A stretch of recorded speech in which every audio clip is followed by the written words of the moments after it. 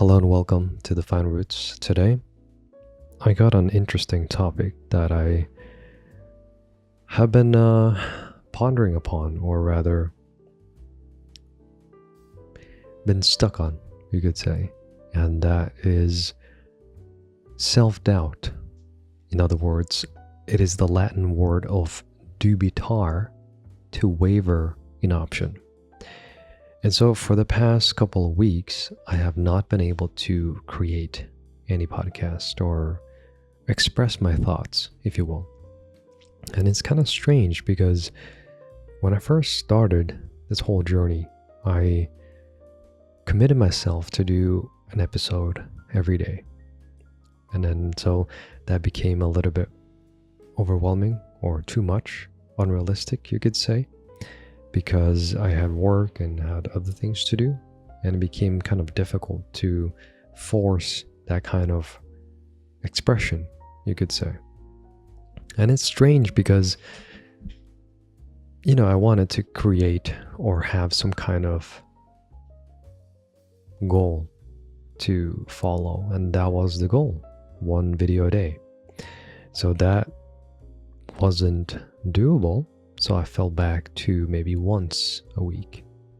And then I fell back even harder, and I haven't done one for 3 weeks. And so that's been a strange journey to go from being so ambitious to getting knocked down and kind of get a reality check. And so today is about that. I kind of came into terms of why that is the case and what is to come in the future. But essentially, that is the self-doubt in the Latin terms, or the Latin root of dubitar, if I pronounced that correctly. And that means to waver in option. And so for the past weeks, I didn't know how to approach this. I didn't know what to talk about. I didn't know how to express myself. And I just kind of got into this limbo of just being in this state of, what do I say? I don't know what to talk about. I don't know what to say. I don't know where I'm at. I don't know what I feel. It's just been in that kind of limbo. And so, not until recently, which was today, I kind of wanted to pin down why that is the case. And so I looked into it and I thought to myself, why can I not say what I want to say? Perhaps it's because I don't have anything to say. And I don't just want to make a video just for the sake of making a video. That's kind of like throwing the fish line out just because. And there's no hook to it, there's no bait. It's just throwing out the fish line. And that's kind of aimless, you could say. There's no substance to that. And so I kind of reflected on this idea and wanted to figure out why that was the case. And I came to the conclusion that I didn't have anything to say. And sometimes that's okay. And sometimes we don't necessarily always need to be like sprinting towards our goal. Sometimes we need to take a step back and just walk, sit down, take a break.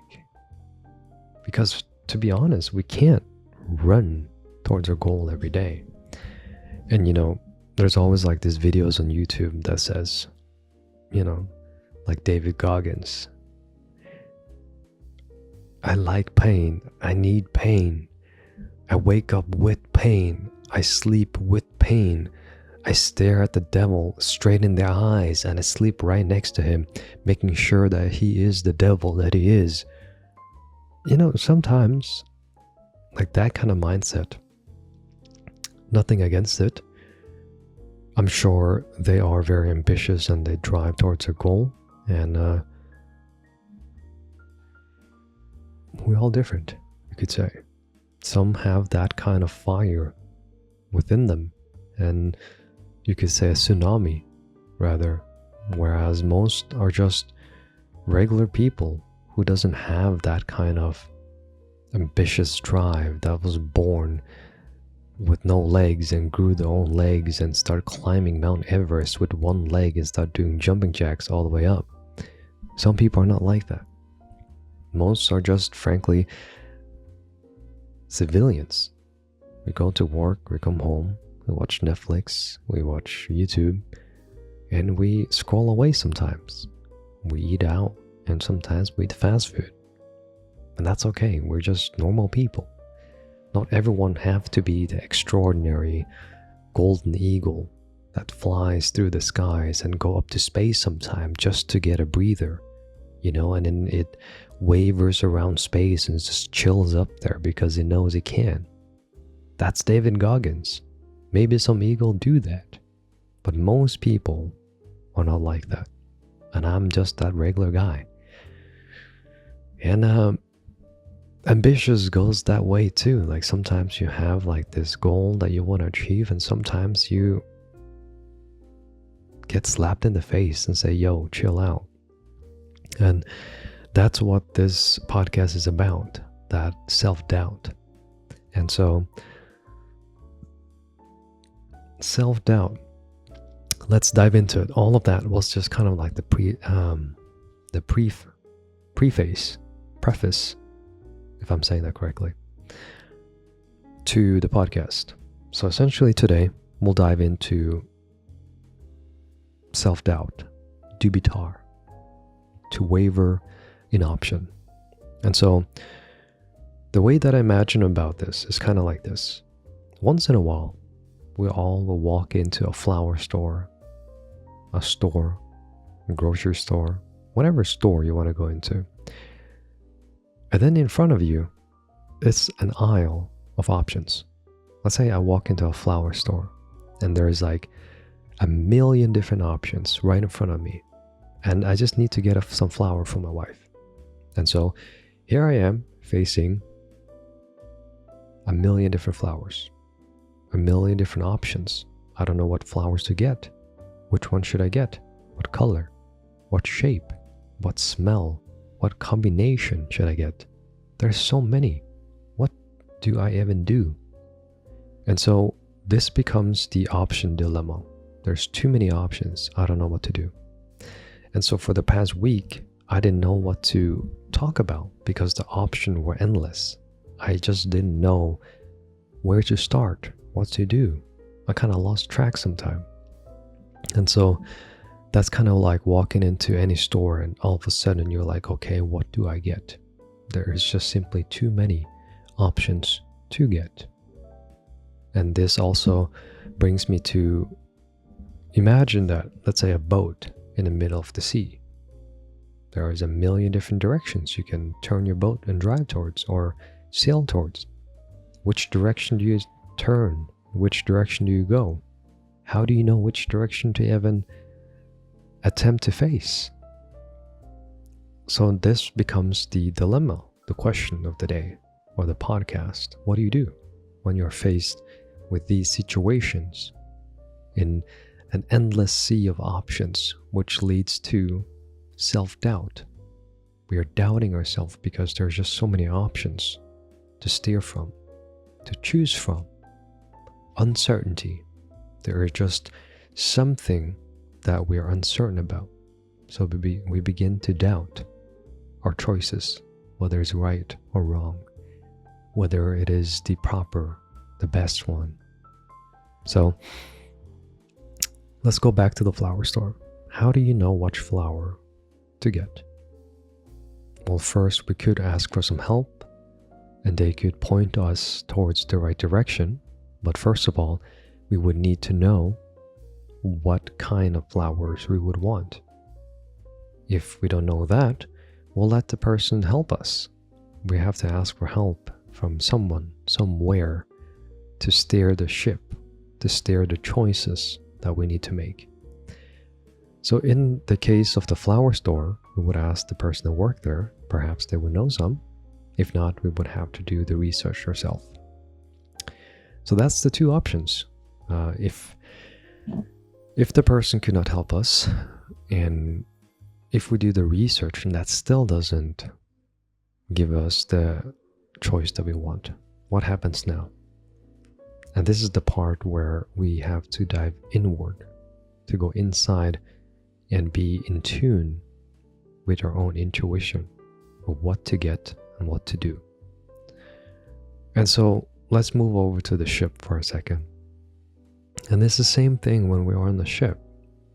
If we don't know which direction to sail, how do we know where to sail? And the first thing we can do is just to sail. If not, stop the ship and think. And if our compass isn't even working, then we just have to go off intuition. So we would have to decide, I don't know where. Or we just have to sail this direction and something will happen and we will have to figure out from there. And so we sail one direction and all of a sudden the night comes and we look up to the sky and we see, whoa, the North Star is actually a little bit to the left. So we adjust the ship towards that and we sail. And the day comes and we say, whoa, I don't know where I'm going anymore. I lost track of where I'm going. Well, you keep sailing towards that direction and then the night comes and then you realize, wait, the North Star is actually a little bit more to the right now.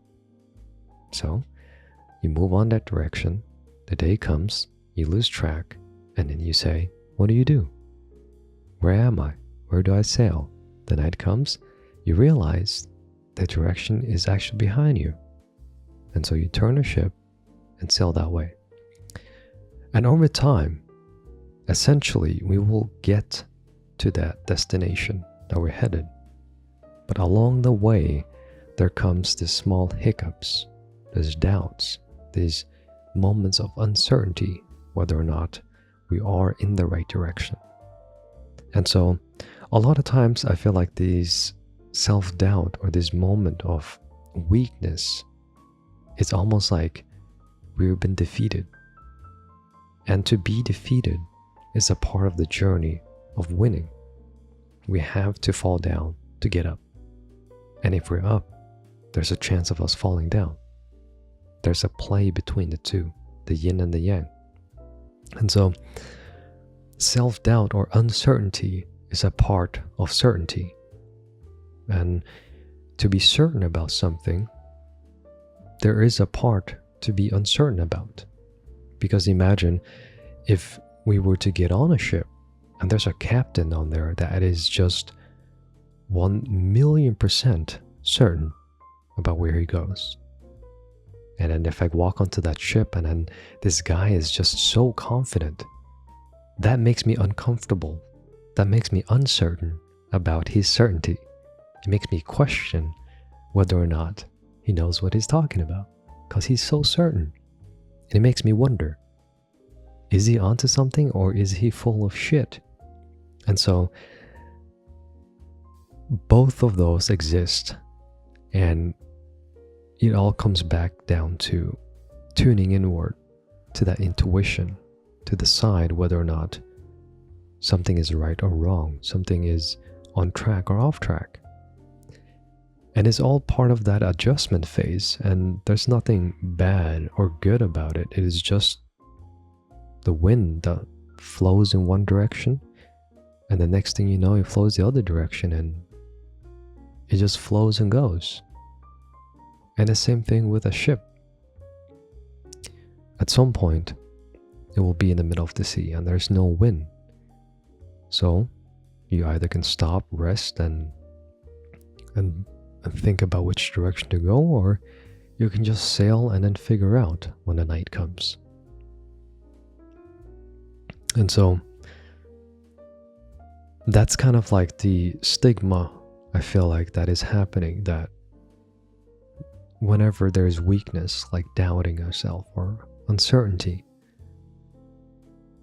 why is there a sense that when that happens, it kind of feels like we are on our knees and we're not supposed to be there?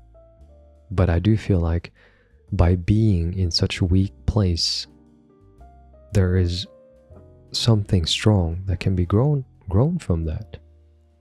And so this is kind of like the saying of the phoenix that rise from the ashes. And from nothingness is everything, or in nothing lies everything, and in everything lies nothing. And there's this car that is going crazy. Anyhow, self-doubt, in essence, is all a part of the human experience. There's nothing wrong, there is nothing shameful about it, and I feel like that was the stigma. Whenever I had that self-doubt, I felt like something is wrong with me. Why am I not where I'm supposed to be? Why am I not pushing out content the way that I want it to be? What is happening to me? So it was in that cycle of just thinking there's something wrong with me. But in reality, it is just that taking a step back, like sometimes you go too fast, you don't even know where you're going. Like that ship is just sailing in one direction, thinking that as long as I sail, I will get there. But what if you sailed in the wrong direction the whole time? And so sometimes when the ship comes to a still, and then we just take our hands off the wheel, and then we just chill, relax, let's see what's happening. And so the night comes, the star rises, and we see, fuck me, I've been riding the wrong direction the whole time. And so that's the self-doubting moment that comes in. It's the brake. It pumps the brake to say, hold up, are you really going in the direction that you're going? Because if you are, keep going. If not, reanalyze, reassess, and then do it. And so this is something that this concept of self-doubt is something that a few philosophers have touched upon. And one of them is Søren Kierkegaard, which is a Danish philosopher. And Kierkegaard, he said that he is oftentimes considered as the father of existentialism. And he saw self-doubt as an inevitable part of the human experience, especially in the matter of faith and identity. He argued that true self-belief and commitment arise not from certainty, but from embracing doubt and making a leap of faith. And for Kierkegaard, self-doubt was a precursor to deeper self-understanding and spiritual growth. And so, the way that he viewed the whole thing as a sense of an opportunity to dive deeper into ourself and the option and the things that we do. And I can see where he's going with this, because in weakness, when we are defeated, we have a chance to recalibrate, to regain composure, to recalibrate ourselves, and to go in again. Because if we were to, let's say, the boat metaphor, if we were to, I'm losing my words. If we were to just sail in one direction for an infinity, and that direction will be the wrong direction,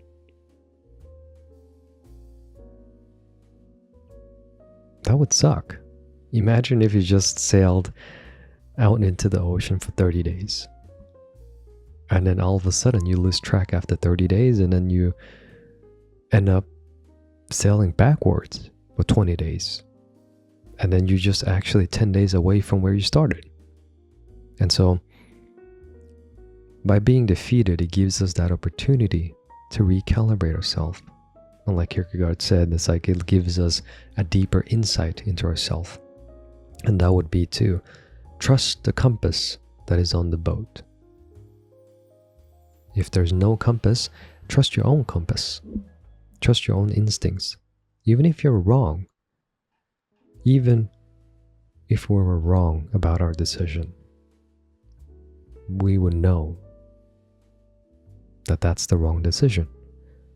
And from there on, there's one less chance or one less opportunity of being wrong. So let's say, in a sense of a compass, we would travel south, and that's how we ended up back home. Whoops. Okay, so south is home. Now there's a 75% chance of getting it right.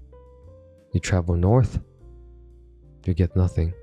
Okay, go back south. Travel west, you find something. And essentially, this is an oversimplified metaphor, but the essence is in, by making those mistakes, by falling down, by realizing what is wrong, we have one less thing to worry about. There's more opportunities to be right. And in the end, the only right options is left. And so if we went south, west, north, all of them were not where we wanted to go. The only direction left is east. And so, let's say flowers again. We go back to the flower shop. I gave my wife a rose. She didn't like it. Okay. Next time, I go into the store. I get her a tulip. She doesn't like it. Okay. Go in again. I get her a small plant. She doesn't like it. Okay. Go back in again. I get her a succulent. All of a sudden, she likes it. Bingo. So not because each time we get her something, the failure doesn't mean that it is the end of the world. It is just, it wasn't the right thing. Maybe things change, but by doing those, or by coming towards failures, it allows more ways for us to approach, you could say, success. And so in this case, the failure is the self-doubt to fall down. And by falling down so much, we get to the point where there is no more self-doubt, because we've been through the floor. We've been all over the floor. We've been through all the crooks and crannies of the floor. We've studied the floor. We've slept on the floor. There's nothing left to fall on. So in the end, there is no doubt. It is just certainty. Because in the end, if there's so much uncertainty that I've experienced, the only thing left is just certainty. So let's add one more thing, and then we call it to a close. And with that, I would like to transform this into parts of nature, because self-doubt is also present in nature. There are a particular plant that decides when to fertilize. For example, there is a plant that is called, where is this? The desert wildflower. And so these plants are found in the desert where water is really unpredictable. And so if the flower were to produce seeds, and let's say release those seeds, the chance of them fertilizing is gone. And so they would have to be uncertain, hold back a little bit till the moment is certain, and then release those flower or the seeds to fertilize. Because otherwise the flower would just waste the seed. And so what it ends up doing is that it would wait for the soil to be in proper condition, like having the right amount of what's the word? Precipitation. There's enough water in the soil before it begins to release the seed. Because otherwise, it's releasing the seed into a dead zone. So it would have to wait, and when the conditions are proper, it is then going to release the seed. And so again, that is kind of like the ship. We sail, and then sometimes we're uncertain, and we say, where do I go? I don't know. Let's wait.